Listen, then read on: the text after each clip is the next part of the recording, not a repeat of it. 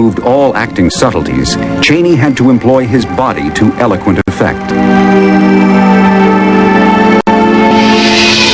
Chaney's famous makeup box was the forerunner of the makeup departments of the major studios.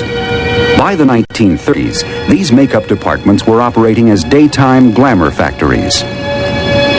But at night, in Universal's makeup lab, artist Jack Pierce worked with Boris Karloff, perfecting the face that would influence future generations of makeup artists. My first introduction to Frankenstein's monster actually was in a monster magazine, and for the life of me, I couldn't figure out how you could make someone's head square. A two-time Oscar winner for his extraordinary work on An American Werewolf in London and Harry and the Hendersons, Rick Baker's special effects makeups are inspired by his early fascination with classic movie monsters. Early on, I thought it was Boris Karloff that did his own makeup, until I read in Famous Monsters of Filmland that this guy by the name of Jack Pierce did the makeup. From the research that I've done and knowing what makeup techniques were at the time, I believe most of it was done with a buildup of cotton and collodion. Collodion is this kind of liquid plastic type material. I really pity poor Boris who had to go through this makeup every day. The first day I think he put some spirit gum on his brow, stuck some cotton onto it, painted on a layer of this collodion, put a little bit more cotton, a little more collodion, so it was laboriously building up layer at a time to create this brow. But it took hours to do. I've read 8 hours, I've read 6 hours. I can believe either one of them. It's a long process.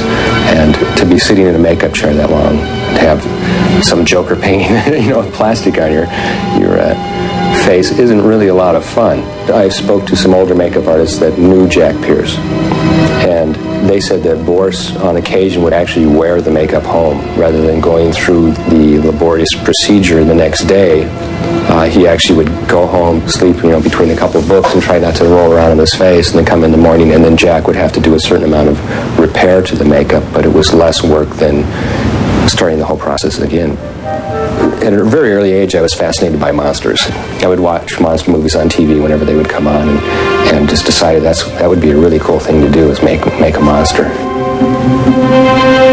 At age 18, Rick Baker became the protege of Dick Smith, the creator of the unforgettable makeup effects in such landmark films as Amadeus, Little Big Man, and The Exorcist.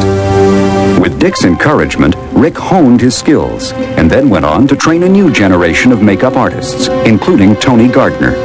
With Rick, I had the opportunity to do a lot. I came in as the runner, and you sweep the floors, take out the trash, that kind of stuff.